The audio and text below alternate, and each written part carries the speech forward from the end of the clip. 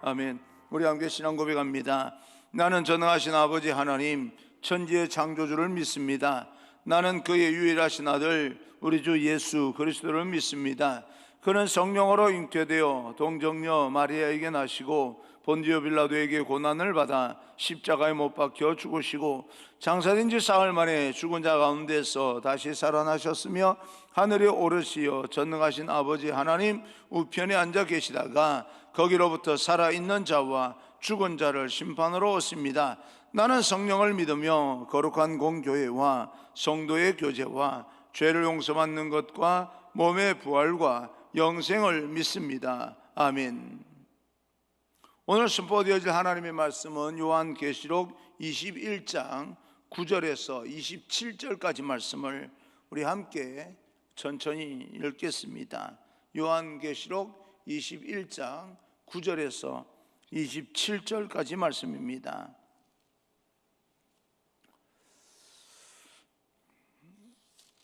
함께 읽겠습니다. 일곱 대접을 가지고 마지막 일곱 재앙을 담은 일곱 천사 중 하나가 나와서 내게 말하여 이르되 이리 오라. 내가 신부 곧 어린 양의 아내를 내게 보이리라 하고 성령으로 나를 데리고 크고 높은 산으로 올라가 하나님께로부터 하늘에서 내려오는 거룩한 성 예루살렘을 보이니 하나님의 영광이 있어 그 성의 빛이 지극히 귀한 보석 같고 벽옥과 수정같이 막더라. 크고 높은 성곽이 있고 12문이 있는데 문에 12천사가 있고 그 문들 위에 이름을 썼으니 이스라엘 자손 12지파의 이름들이라. 동쪽에 세 문, 북쪽에 세 문, 남쪽에 세 문, 서쪽에 세 문이 있으니 그 성의 성곽에는 12기초석이 있고 그 위에는 어린 양의 12사도의 12이름이 있더라. 내게 말하는 자가 그 성과 그 문들과 성곽을 청량하려고 금 갈대자를 가졌더라. 그 성은 네모 반듯하여 길이와 너비가 같은지라. 그 갈대자로 그 성을 청량하니 12,000스타디온이요 길이와 너비와 높이가 같더라. 그 성곽을 청량함에 144규빗이니 사람의 청량 곧 천사의 청량이라. 그 성곽은 벽옥으로 쌓였고 그 성은 정금인데 맑은 유리 같더라. 그 성의 성곽의 기초석은 각색 보석으로 꾸몄는데 첫째 기초석은 벽옥이요 둘째는 남보석이요 셋째는 옥수요 넷째는 녹보석이요 다섯째는 홍만호요 여섯째는 홍보석이요 일곱째는 황옥이요 여덟째는 녹옥이요 아홉째는 담황옥이요 열째는 비치옥이요 열한째는 청옥이요 열두째는 자수정이라. 그 12문은 12진주니 각 문마다 한 개의 진주로 되어 있고 성의 길은 맑은 유리 같은 정금이더라. 성 안에서 내가 성전을 보지 못하였으니 이는 주 하나님 곧 전능하신 이와 및 어린 양이 그 성전이심이라. 그 성은 해와 달의 비침이 쓸데없으니 이는 하나님의 영광이 비치고 어린 양이 그 등불이 되심이라. 만국이 그 빛 가운데로 다니고 땅의 왕들이 자기 영광을 가지고 거리로 들어가리라. 낮에 성문들을 도무지 닫지 아니하리니 거기에는 밤이 없음이라. 사람들이 만국의 영광과 존귀를 가지고 거리로 들어가겠고 무엇이든지 속된 것이나 가증한 일 또는 거짓말하는 자는 결코 거리로 들어가지 못하되 오직 어린 양의 생명책에 기록된 자들만 들어가리라. 아멘. 우리 앞뒤 좌우 인사합니다. 축복합니다. 성령 충만 행복하십시오. 인사합니다. 축복합니다. 성령 충만 행복하십시오. 오늘 여러분과 함께 하나님의 영광으로 빛나는 새 예루살렘이라는 제목으로 말씀을 전하겠습니다. 하나님은 세상의 모든 공간과 장소의 주인이 되십니다. 다시 말하면 하나님께서 어느 시간 어느 장소에 계시지 않은 곳이 없다 그 말입니다. 그분께서 디자인하시고 그분께서 만드셨기에 세상의 모든 공간과 장소의 소유권은 실상 하나님께 있습니다. 그 중에서 가장 특별하고 가장 소중한 장소가 바로 오늘 성경에는 새 예루살렘이라고 소개하고 있습니다. 세상에서 가장 특별하고 소중한 장소는 그 어떤 건물보다도 그 어떤 화려하고 아름다운 장소보다도 가장 화려하고 가장 찬란한 새 예루살렘의 모습은 과연 어떤 모습인지 오늘 성경을 통해서 우리가 함께 살펴보고자 합니다. 사도 요한은 높은 산으로 이끌려 올라가서 높은 성, 그 예루살렘 성을 보게 됩니다. 천사는 요한에게 이렇게 이야기를 하는데요, 9절입니다. 9절, 7 대접을 가지고 마지막 7 재앙을 담은 7 천사 중 하나가 나와서 내게 말하여 이르되 이리 오라, 내가 신부 곧 어린 양의 아내를 내게 보이리라 하고, 새 예루살렘 성을 가리켜서 나의 신부, 어린 양의 아내라고 그렇게 이제 이야기를 합니다. 하늘에서 내려오는 거룩한 성, 이 지상의 예루살렘이 아니라 사람의 손으로 만들어진 것이 아니라 하나님의 손으로 만들어진 가장 완벽한 그런 새 예루살렘 성 건축물을 이제 보게 됩니다. 새 예루살렘의 외부는 길이와 넓이와 높이가 일치하는 정입방체로 되어 있습니다. 도시 전체가 지성소입니다. 하나님의 임재가 항상 머무는 장소입니다. 성곽은 벽옥으로 되어 있고 또 성과 그 안에 길은 정금으로 되어 있습니다. 12개의 성곽 기초석은 각양각색의 보석으로 되어 있고, 우리가 읽은 그 말씀대로 그런 보석으로 되어 있고, 12문은 한 개의 통진주로 되어 있습니다. 진주, 큰 진주 하나가 이 문으로 되어 있습니다. 12이라고 하는 숫자가 계속해서 우리에게 강조되고 있는 것인데, 이것은 완전수로 완벽한 것을 이야기합니다. 흠이 없다는 거예요. 아름답다는 겁니다. 12개의 성곽은 성벽에 안전하다라고 하는 것을 말해주겠는데, 12이라고 하는 이 성곽, 이 숫자의 의미는 완벽하게 안전이 지켜진다, 조금도 흠이 없다, 그런 것을 말해주고 있습니다. 화려한 12개의 보석은 교회의 영적인 화려함과 존귀함을 상징합니다. 건물의 화려함이 아니라 영적인 깊이 있는 영성을 이야기하는 거죠. 문 옆에는 12지파의 이름과 기초석 위에는 12사도의 이름이 적혀 있는데, 바로 하나님의 백성을 상징하는 대표성이 있는 이름들입니다. 결국은 다시 말하면 여러분의 이름이 그곳에도 기록되어져 있다, 그렇게 믿으시면 되는 겁니다. 여기서 12사도의 12지파의 이름의 의미는 구원받은 영적 이스라엘 모두를 상징하고 있는 겁니다. 구약과 신약 시대를 통틀어서 하나님의 은혜 아래에 있는 사람들을 상징하고 있는 거죠. 거룩한 성도, 아름다운 교회의 모습이 새 예루살렘의 외곽을 통해서도 나타나고 있습니다. 어린 양의 신부 새 예루살렘 성을 보면서 우리는 무엇을 느낄 수가 있겠는가? 아름답다, 거룩하다. 아름답기만 하고 세속적인 것이 아니라 아름다우면서 거룩한 그런 어떤 모습들, 찬란한 모습들, 영광스러운 모습들을 우리는 느낄 수가 있습니다. 12이라고 하는 이 숫자의 완전수가 계속해서 등장하는 걸 보게 되면, 이것은 모든 것이 하나의 흠이 없이 모든 것이 완벽하다, 완전하다, 그런 뜻이기도 합니다. 완벽한 신부감이라고 생각하는 청년이 있다고 하면 한번 가정을 한번 생각해 보십시오. 정말 남들이 부러워할 만큼 완벽한 외모를 가졌습니다. 완벽한 집안 배경과 스펙을 가졌고 성품도 완벽합니다. 그리고 실력도 좋고 다른 사람이 부러워할 만큼 좋은 직장, 완벽한 직장을 가지고 있습니다. 무엇 하나 빠질 것 없는 것처럼 보이는 신랑감 후보가 있다면 과연 그 결혼 대상자는 누구일까? 얼마나 궁금하겠습니까? 모든 것이 완벽한 그런 어떤 신랑감 후보에게 시집을 가는 사람이, 결혼을 하는 사람이 누구일까? 그 사람에게 맞는 합당한 신부일 것이라고 우리는 상상할 수가 있습니다. 도무지 내가 될 수 없다, 나는 아니다 라고 생각을 할 수 있을지도 모릅니다. 그러나 하나님께서는 예수 그리스도 보혈의 피로 이렇게 보자기 씌우듯이 위해서 씌워주시면서 우리가 신부감으로 그렇게 대상자라고 하나님께서 말씀해 주신다면 얼마나 감격스러운 일이겠습니까? 그런 거죠. 마찬가지로 어린 양 대신 예수님의 신부된 사람의 모습, 가장 완벽하고 가장 아름답고 가장 찬란하고 영광스러운 모습을 갖추어야 되는데 우리 스스로는 그런 모습 갖추기가 불가능합니다.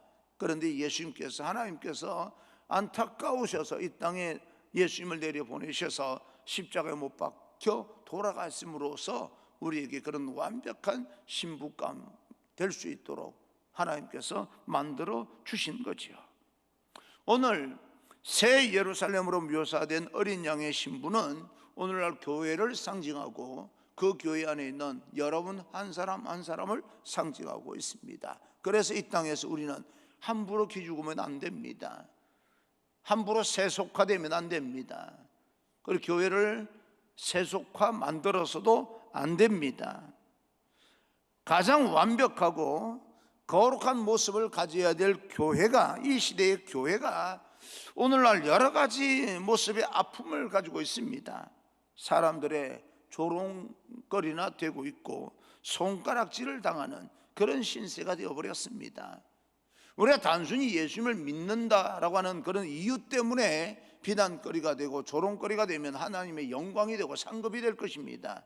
그러나 이 땅에서 우리가 하는 모든 행위들, 잘못된 그런 행위들, 세속화된 것들, 귀족화되어서 세상 사람들의 눈살을 찌푸리는 그런 모습으로 손가락질을 받고 조롱거리가 되고 있다면 얼마나 안타깝습니까? 우리는 그것을 고쳐내야 됩니다.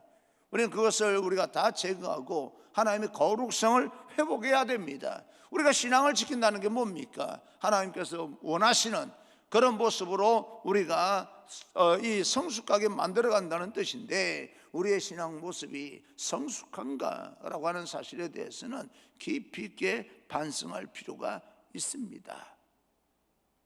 그래서 오늘날 교회는 이 코로나 팬데믹 시대를 맞이하여서 여러 가지 반성해야 될 모습들이 드러나고 있는 것입니다. 그것을 하나님께서 드러내셨다라고 믿는다면 왜 드러내셨겠습니까? 고치라는 거죠. 그러지 말라는 이야기입니다. 그렇다고 해서 우리가 그 어떤 세상에서 하는 모든 것들을 그대로 따라야 되는가? 따라야 될 것도 있고요, 우리가 또 지켜내야 될 것도 있습니다. 함께 해야 되는 거죠. 내 몰라라 할 수 있는 것은 아니다라고 하는 것입니다. 어떻게 하면 이런 여러 가지 신세를 회복할 수 있겠는가? 어떻게 하면 교회의 찬란한 모습을 가지면서 거룩한 모습을 훼손하지 아니하고 그런 모습으로 다시 회복될 수 있을까? 그 비결은 아주 간단합니다. 하나님 앞으로 나가는 거지요. 빛 앞으로, 빛의 진리 앞으로 나가면 되는 겁니다. 여러분, 어둡고 칙칙한 곳에서 아무리 곰팡이 균을 없애려고 해도 사실은 알고 보면 시간이 지나면 소용이 없습니다. 그런데 가장 중요하게 곰팡이 균이 이제 있다면 먼저 선택해야 되는 것은요, 빛 앞으로 나가야 되는 거죠. 밝은 빛을, 햇빛을 비춰야 되는 겁니다. 한참 동안 빛에 노출되어 있다 보면 곰팡이균이 사라지게 되는 거죠. 우리 안에 죄성이 있습니다. 약함이 있고 악함이 있고 부끄러움이 있습니다. 우리 힘으로 아무리 없애려고 몸부림치고 아무리 비누칠하고 샴푸질을 한다 할지라도 시시비비를 가리기 위해서 몸부림친다 노력한다 할지라도 그것은 결코 해결되는 것은 아닙니다. 우리의 진리의 태양 되시는 그분 앞으로 나가야 되는 거죠. 하나님 앞으로 나가면 하나님의 빛이 비춰지면 그 광선, 하늘에서 하나님으로부터 비춰지는 그 광선을 비치게 되면 이 모든 죄성이 깨끗하게 해결이 되는 겁니다. 그래서 우리 인생의 모든 고질적인 문제는 알고 보면 해결의 방법이 하나님께 있다. 그럼 이 코로나 팬데믹도 사실은 모든 문제의 해결이 하나님께 있습니다. 우리는 그렇게 믿고 살아가야 됩니다. 그래, 하나님을 믿으면서 세상에서 해야 될 것을 아무것도 안 해야 되는가? 절대 그렇지 않죠. 우리가 성숙하게 그 모든 것들을 받아들일 그런 필요가 있습니다. 성숙함이 필요한 거지요.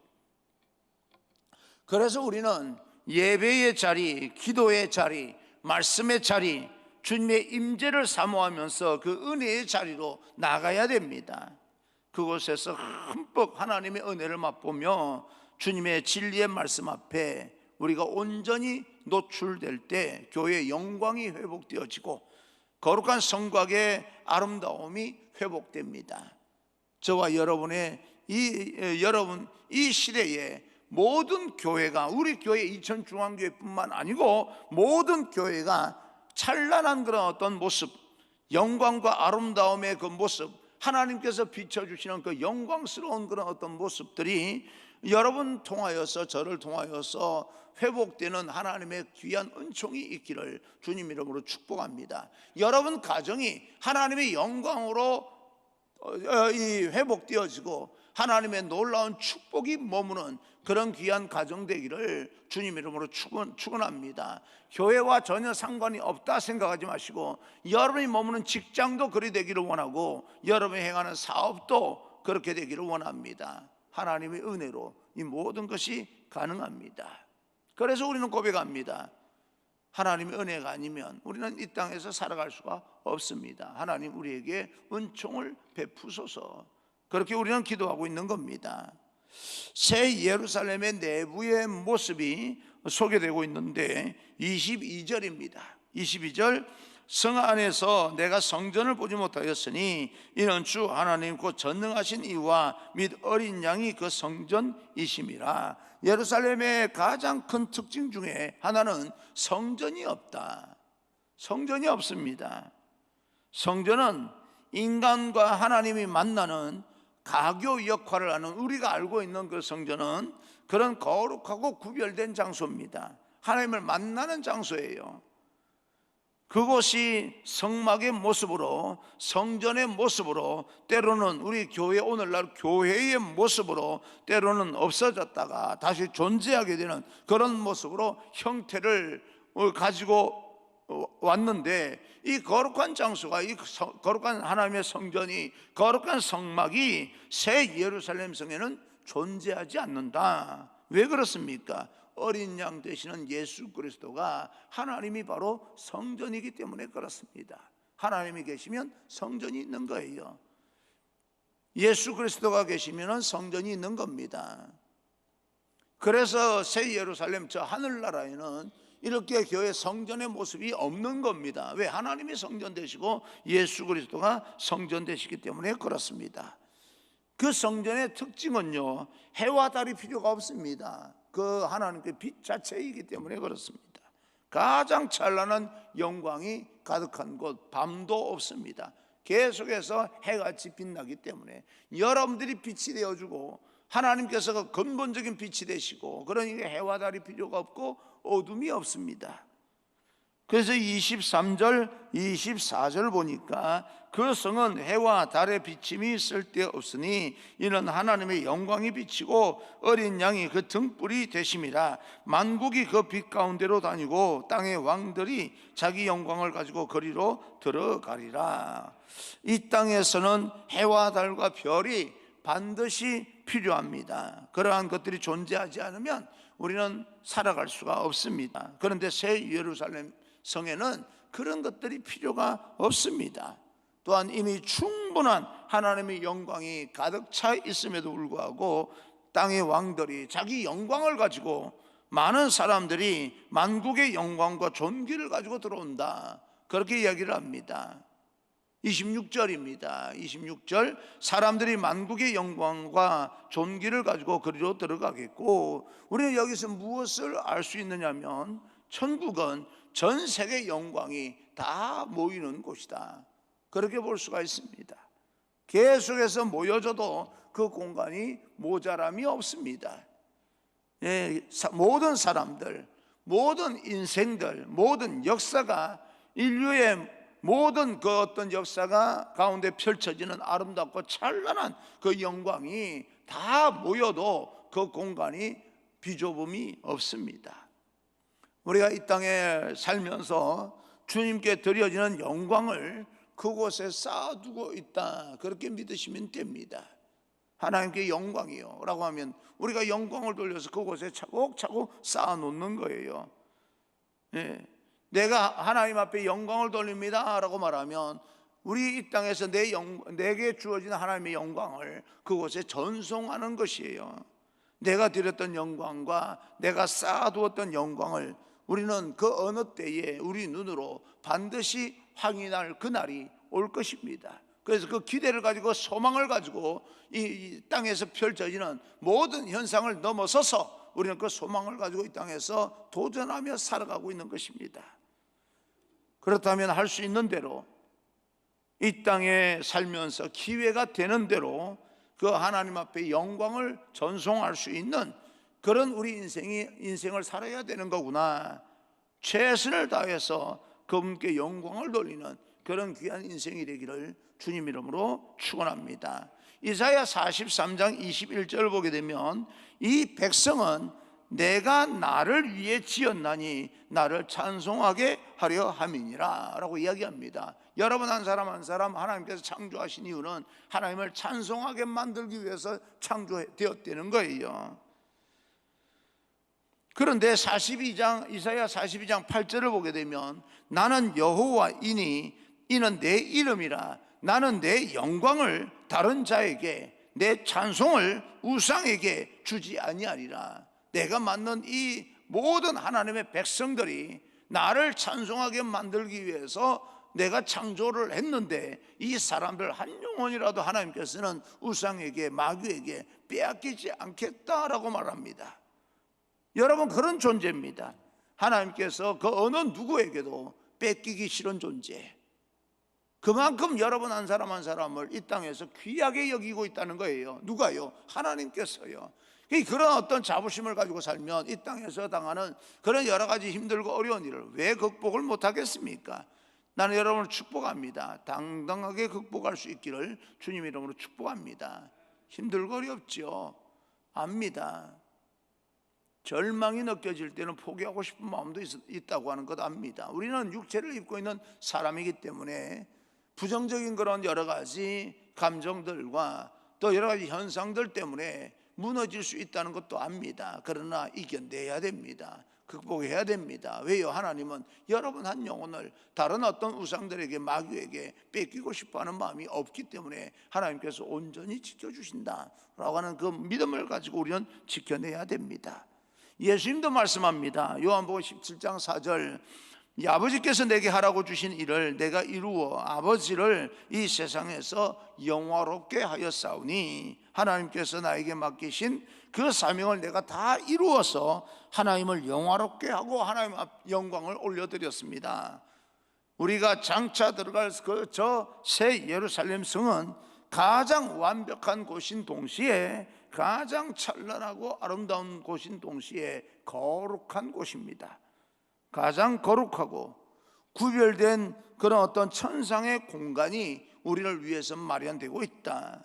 잠시 머물러 있을 곳이 아니라 영원히 머물게 될 그 장소, 우리가 올려드린 영광과 함께 수없이 그런 많은 세계 모든 나라와 민족들이 올려진 그 영광의 장소를 우리는 소망하고 바라보고 그리고 할 수 있는 한 우리가 사는 동안에 계속해서 아름답고 복된 하나님의 영광을 전송하는, 올려드리는 그런 귀한 인생이 되기를 바랍니다.